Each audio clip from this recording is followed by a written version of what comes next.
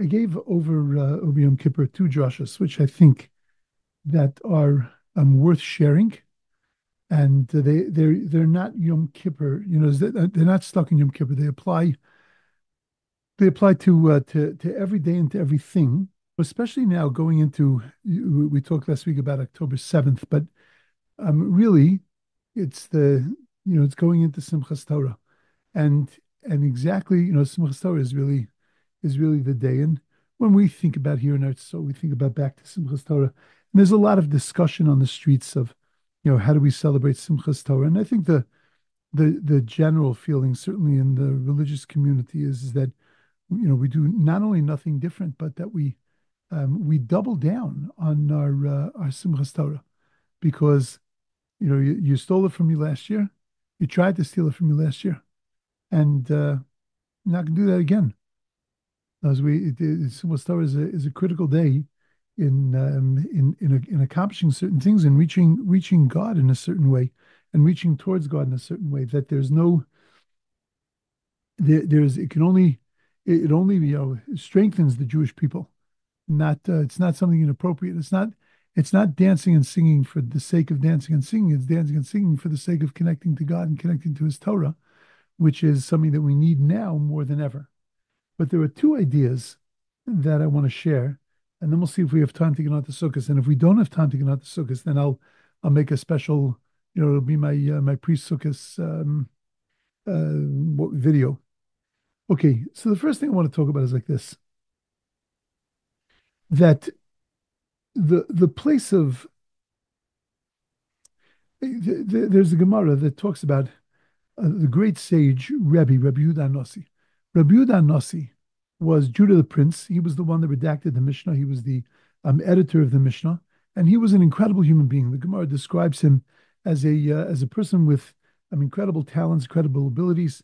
He was an extremely spiritual person, but he suffered tremendously in his lifetime, and for many many years he suffered. And the Gemara says that the reason that he suffered physically was that al yedei maisa bo al yedei maisa holchu, that there was an incident that happened that brought the suffering onto him, and there was an incident that happened that took the suffering away from him. And what was the incident? So the Gemara says that he was sitting and giving a shear, and an animal that was about to be shechted ran away from its master, and ran away from the shochet, from the slaughterer, and buried its head inside of Rebi's cloak. And v'kabachi, and it started to cry. So Amarlei, Rebi said, Zeal. He said to the animal, go away. L'kach neitzarta. This is why you were created. In other words, stop crying, stop complaining. This is why you're here. You're here to be shechted, and just go do what you're supposed to do. So the Gemara says that whole v'lo kamerachim, since he didn't have rachmanas, so then litin aleh yisurin. So in heaven they decided that they were going to make him suffer. Now you have to understand that what exactly was Rebi's sin. We have a statement that's said by the Medrash that a sage by the name of Rabbi Yochanan, when he would finish learning the book of Job, the book of Eov, which was all about Job's suffering, so he used to say that, look, in the end, a person is going to die. And in the end, every animal is going to be slaughtered. And in the end, everything in the world is going to perish. Ashrei Misha Amo B'Torah. So therefore, fortunate is the person that during their lifetime, before they leave this world, have the ability to be able to toil in Torah and to become what's called a nachas ruach liyotzro, to become a source of nachas, a source of pride to their creator. And that's the Medrash's the Medrash's opinion in the name of this Rabbi Yochanan, that that look, at the end of the day, you're not going to be here forever. And it's as sobering a thought as that is, it's reality. The reality is you're going to die. The reality is flowers are going to wither. The reality is that beautiful tree that you see is not going to be there forever. In reality, everything that's there is not, it's not going to last. If that's the case, what did he do wrong? He was just voicing a general, what we call a general Jewish hashkafa, a general Jewish outlook and a Jewish philosophy.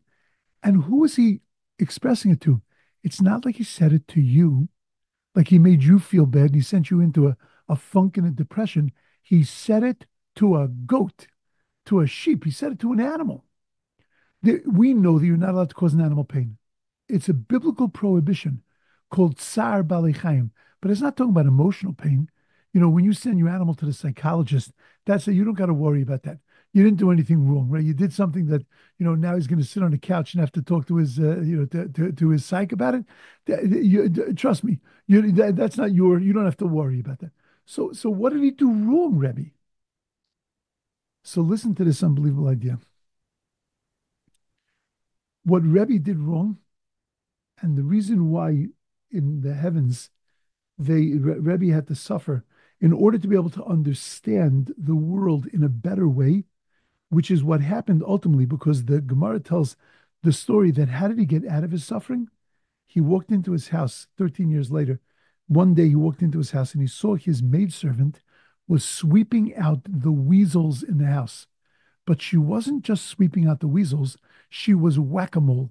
She was smacking them and really hurting them. And he looked and he said, don't do that. The racham of kol ma'asav, God's mercy is on all of his creations. You can't do that to them. And clearly, Rebi had come full circle. But what got Rebi into this? Because the complaint against Rebi was notwithstanding the fact that it's an animal. The characteristic of Rachmanas, of mercy, is such that kishebochim ne'anim, that when you hear cries, cries are answered full stop. That when somebody cries, if you're a real Rachman, if you're a real merciful person, then you will understand those tears, because tears have the power to be able to propel our tefillos, our prayers, to places that they can't normally reach.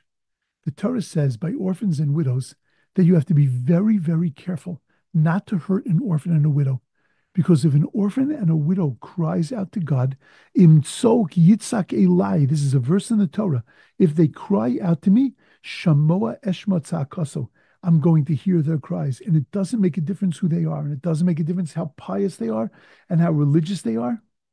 But if they cry out to me, I'm going to hear them, because when there are tears, when you cry, God hears. But so why does it dafka tell me this concept by an almana and a yasam, by a widow and an orphan? Because they have nobody else to turn to. And when God hears their cries, and it's cries of those who are relying on their Father in heaven exclusively, so then those tears are always heard. And those tears can rip up the decrees and the gezeros that God has made against his people. It's clear. If for those that understand and that believe in God, that all of this is coming from God, and that every tragedy and every travesty and every difficulty that we as a Jewish people go through is something that is coming directly from God. And it's coming from decrees that he decides on Rosh Hashanah Yom Kippur, that he decides at this period of time during the year. And therefore we understand that when there are tears, when there is a sense that I have nobody, like we spoke about last week, that I have nobody to rely on but God, then it has ability to be able to rip up those decrees and to tear them asunder, because it gives God the strength to be able to do for us what he wants to do. They tell a beautiful story of Rav Yeshaya Bardaki, who was a great Talmid Chacham, a great Torah scholar that came from Europe to Eretz Yisrael. And in the early 1800s, while he was on his way to Israel, he was with his children, the boat capsized a great distance away from the shore in Eretz Yisrael. And they were thrown into the water. And he put his children on his back, and he swam towards Eretz Yisrael. After a while, he couldn't do it anymore, and he realized that he was going to die and his children were going to die with him. And he looked at one of his children and he said, I have to let you go, because I don't have the strength to be able to carry both of you. And this child looks at her father and she says, starts to cry and to scream. And she says, Tati, don't let me go. You're my only father. And he grabbed her, and with Herculean effort, he swam towards Eretz Yisrael, and he lived an incredible life in Eretz Yisrael.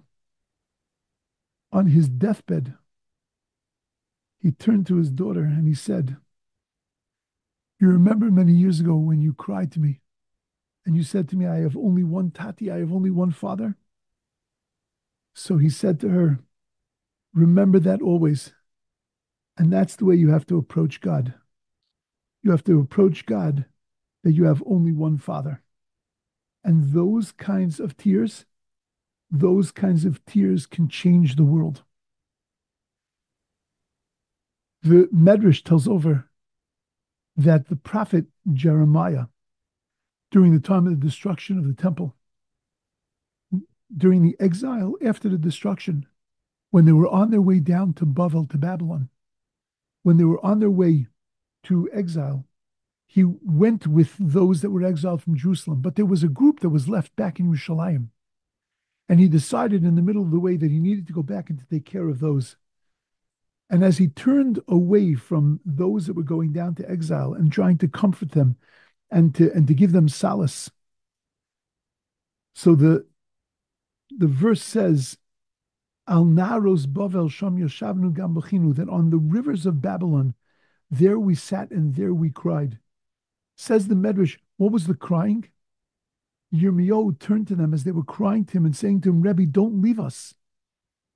He looked at them and he said, Me'ed ani, I testify on the heavens and the earth that had you cried one tear before you were exiled, then you never would have been exiled. The temple never would have been destroyed, and you would never be in the situation that you're in now. Because one tear has the ability to turn everything around. They tell her a beautiful story of a great rabbi by the name of Shimshon Pinkas, who died, unfortunately, about 30 years ago in a terrible car crash. And he was an emerging leader of the Jewish people here in Eretz Yisrael.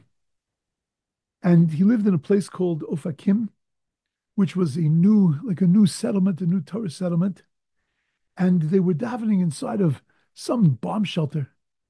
And it took many, many, many years to get the money together to be able to buy a caravan. And they finally bought a caravan. And the way caravans work here is that, they bring it in pieces and then they assemble it. And then they take these massive cranes and they lift them up and they put them down in the place where they need to go. So they put down the caravan and then they go inside to set it up. And they realize that the caravan was put down backwards. And that what should have been the eastern wall was the western wall. And you can't, Hagen Daven Shul is backwards. Everybody was like crazy. We waited so long for this, and look, the shul's backwards. So one little kid comes over to the Rav and he says to him, Rebi, says, I was here when they put it down. And I watched them make the mistake. I didn't know that it was a mistake, but I watched them. And what they did was they got a bunch of guys it was going down in one direction, and they got a bunch of guys to twist it and turn it, and then they put it down in the other direction. So, Rebi, why don't we just get a bunch of guys and just twist it and turn it back the other way? So Shimshon looks at the fellow, the kid, this young child, and he says to him, as long as the caravan is in the air, you can twist it. But once it's down, even 100 powerful people can't twist it and can't turn it. I took this to a place that's specifically Yom Kippur, but I think is an important notion that at Ne'ilah, the caravan is still in the air. And we could turn it around. And what's the strength that we could turn it around with? Sincere tears. And I said, this year, tears flow easily. Because what happened this year Remember when it was decreed. Can you remember back a year to last Yom Kippur? Remember what was on your mind last Yom Kippur? I'll tell you one thing that wasn't on your mind. Hezbollah. I'll tell you another thing that wasn't on your mind. Hamas. There was plenty of other things to worry about, plenty of other things that we thought we're gonna bring down our world. That was what was on our mind. Little did we even know that what we're going through now was all decided, and everything that every decision that was made then.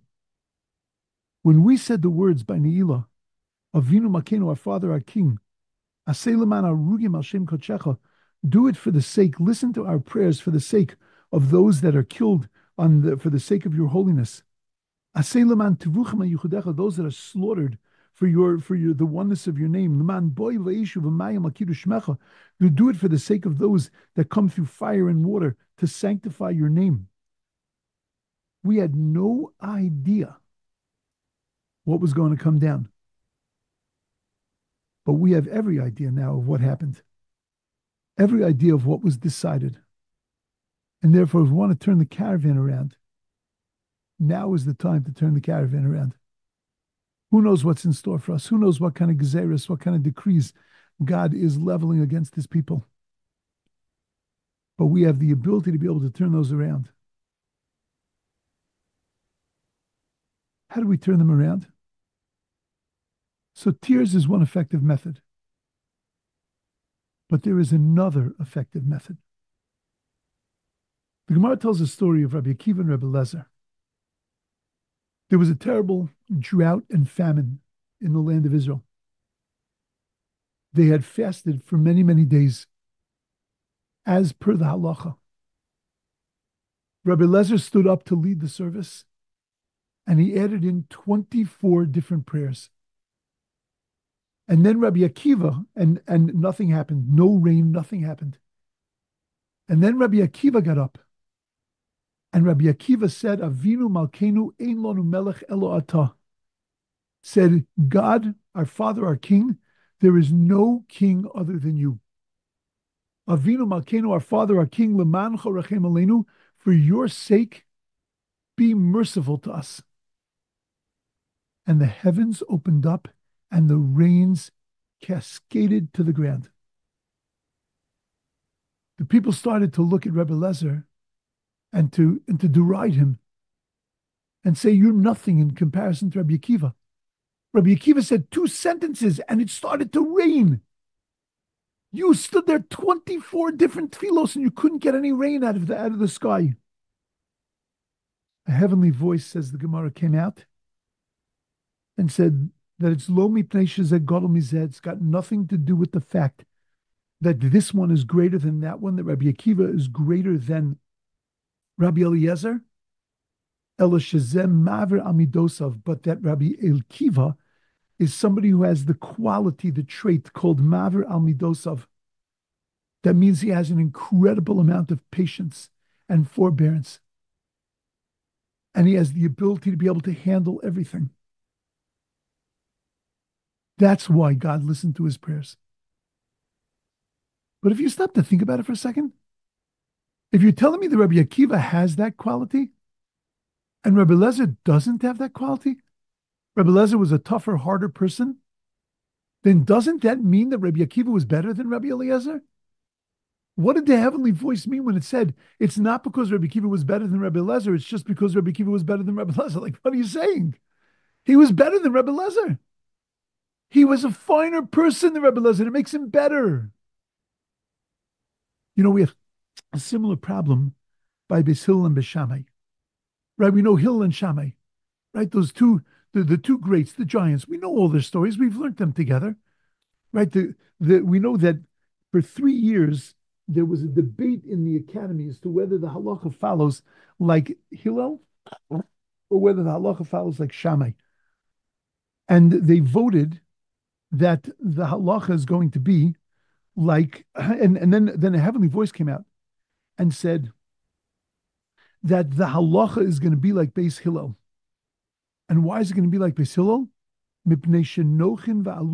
Because They were peaceful. They were calm. They were easy to get along with. They were accepting. The same kind of thing that we said about Rabbi Akiva, that he was a maver amidosov. He accepted an insult without retaliating. And that's why the halacha follows Beis Hillel. Stop and think for a second. When you look to ask a halachic question, I know when you're looking for a rabbi, you're looking for a nice person. But at the end of the day, that's not the quality that you need. The quality you need is you need somebody who's competent in Jewish law, somebody who understands people, somebody who understands situations, and somebody who can give you the proper kind of answer and the proper kind of guidance. What difference does it make whether the person is Nochin Va'olven, whether they're the nicer person or not the nicer person? Why should that matter in a competition, so to speak, between Hillel and Shammai as to which one we choose the halacha like? It shouldn't make a difference as to whether one of them is a nice guy or not a nice guy. And especially when you tell the stories, you remember the convert that comes to Shammai and says to him, "Convert me while I'm standing on one foot." And Shammai takes a piece of the building and smacks him and throws him out of his office. And then he goes to Hillel and he says to him, "Convert me while I'm standing on one foot." And Hillel says to him, "What is hateful to you, don't do to others. The rest is commentary. Go and learn it." So beautiful. And that's considered an amazing thing. And every one of those stories, there are three of them. Every one of those stories that the guy wanted to convert, and Shammai threw him out of the office, and Hillel accepted him in a very calm, accepting kind of way. That sort of plays to the fact that Shammai doesn't sound like a very nice person. He sounds like he's very tough, very brash, very abrasive. So why is that the reason why the halacha is like Beis Hillel? So I'll tell you an incredible thing. You know, there's a statement in the Mishnah: greet every person with a good countenance. In other words, greet people nicely. We learned it in Pirkei Avos together. Who said that statement, Hillel or Shammai? So you would say automatically, Hillel, of course, said that. Shammai said that. Shammai was the nicest guy in the world. He was as nice as Hillel. He had as good midos as Hillel did. But they argued in a principle. Shammai was uncompromising for the honor of heaven. As far as Shammai was concerned, if you're going to do something against God, there's no tolerance for that. I'll say hello to you. I'll kiss you. I'll hug you. I will talk to you. I'll have coffee with you. But if you're going to mess around with God, there's no patience for that. When that guy walked into Shammai's office and he said to him, "Convert me while I'm standing on one foot," what he thought he was saying to him is that I only want to keep one mitzvah in the Torah. Teach me it all while I'm standing on one foot, meaning when the Torah is reduced to one mitzvah, but because that's the only one I want to keep. Hillel understood that what that guy wanted was, that guy wanted a gateway mitzvah, something that will bring me into the other 613. But Shammai understood him, that he was making fun. And that because Shammai lived in a different kind of world than Hillel. Hillel lived in a world where patience, uber alles, where patience was the most important thing. Their machlokas, the difference between Hillel and Shammai, was about flexibility. And that's the reason why the halacha is like Hillel. But still, it doesn't help me, because just because it's about flexibility, why would that make it that Hillel's halacha is better than Shammai's? Because there's a danger in following Shammai. Because Shammai lived in a world of what's called din. Din means black and white. You know, when God created the world, if you look carefully in Genesis, in Bereshis, it says, Bereshis bara Elokim es hashamayim v'saaretz. Bereshis bara, in the beginning was created, who? Elokim. The word Elokim, like the word El, right, it means God, it means God's power, his might, means his judgment. When he created the world, everything was black and white. It was either yes or no. It was light or dark. It was good or bad. There was no in between. But then God created man. And take a look at the second chapter in Genesis. And in the second chapter in Genesis, when it gives the details of man's creation, it says that God, Vashem Elokim, created. Now we have a new name of God, Adonai, introduced. Because that name of God is the attribute of God's mercy. Because when you deal with a human being that's given free choice, that's not a robot, that's not a cow, that's not an angel, a human being that can decide things, a human being needs to be able to make mistakes. And he needs to be able to not necessarily get 100. He needs to be able to get a 70 and also be considered 100. He needs to be able to do partial and it also be considered as something great. A human being needs to be able to have God's mercy. And therefore, God mitigated his din, mitigated his justice with mercy. Everything that happens down here influences what goes on in heaven. If we want to create a world of mercy, then we need to live merciful lives. Because when we act with mercy, that's the way God judges our world. Shammai's opinion, Shammai's attitude of living in a world of din is not wrong, but it's wrong for this world. It's wrong in this context. Because in this world, we can't live in a world of black and white. Do you know what a world of black and white looks like? That means that every person that does something that's not to your liking is a zero. They're not a good person who does something a little annoying. They become a zero. That's what happens in a black and white world. That's why people reject each other. That's why people can't live with each other.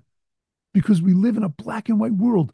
We can't accept the fact that there are people with shortcomings. There is no Rahmanas in our world. But unfortunately, when there's no Rahmanas in our world, then there's no Rahmanas in God's world either. Because what we do here influences the way God looks at our world above. And that's why we need nochin va'olvin. We need this kind of attitude of Hillel, this ability to be peaceful, to be calm, to be easy to get along with, accepting insult without retaliating, because without that compassion, that we would never have an ability to be able to arouse God's compassion. And that's why Hillel was chosen. The halachas like Hillel, because Hillel had that ability. And that's why Rabbi Akiva's prayers were listened to more than Rabbi Eliezer's. Because what were they asking for? They were asking for divine mercy. And if you're asking for divine mercy, then where does it have to come from? It has to come from a merciful person. It has to come from an attitude of mercy. It doesn't mean that Rabbi Eliezer was bad. That's what the heavenly voice was saying. Rabbi Eliezer is not deficient. He's not a bad person. But the problem with Rabbi Eliezer is that he is a din person. He is a justice person. He is a judgment person. He lives in a world of din, and therefore Rabbi Eliezer cannot be the one that is going to arouse God's mercy. And I think that this is something that if I had the opportunity to shout to the world, I would say, there are people that are going around the world to graves of great tzaddikim. They're davening with every opportunity and in every place. As I mentioned last week, every chasana, every bris, every time there's a public gathering, we're davening to Hashem. And we're beseeching God with scrunched eyes and with shuckling and with all of our strength. God, please be merciful to your people. Rachem olai. Be merciful to me and to the entire Jewish people and to the land of Israel. And the tefillas helped garnished. Those tefillas are not going to go anywhere. Because unless they're coming from a place of people of Rahmanas, unless we're creating a world of mercy and a world of peace and a world of acceptance, then God can look at us from today till tomorrow, that he can see that our prayers are sincere. But if our actions aren't sincere, then there is no place to put the answer to those prayers. We have to create a world of mercy and create a world of Rahmanas and of compassion. And that's when God can be aroused to be compassionate to us. And where we need to be putting our focus nowadays is on our prayers. And the prayers have to be a reflection of the mercy and of the compassion and of the acceptance that we're creating in our worlds. We're not spending enough time on realizing that if you want God to be merciful to the Jewish people, if you want the dying to stop, if you want the hostages to come home, then they need to come home to a world that is a world of compassion and mercy. Compassion and mercy doesn't just mean from one group of Jews to another group of Jews.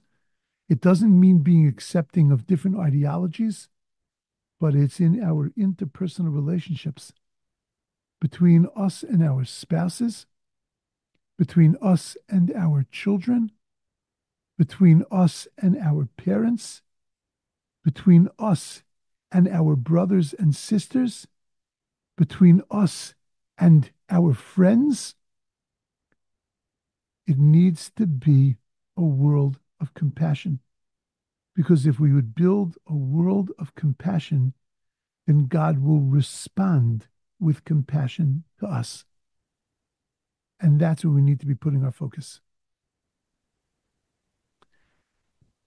That was two ideas that I shared over Yom Kippur that I felt were important. The second one, perhaps as even more important than the first, that there is no question that our tears are critical. But what's even more critical is the kind of world that we're creating. And if you want to spend time on something and you want to focus on something, then the appropriate thing to focus on is to focus on compassion, rachmanis, on being a merachim, not living in such an impatient and tight world, not living in such an unforgiving, judgmental kind of world. You know, we say a whole Yom Kippur, we ask God to please forgive our sins and to consider our sins as if we didn't do them, to consider them as mistakes.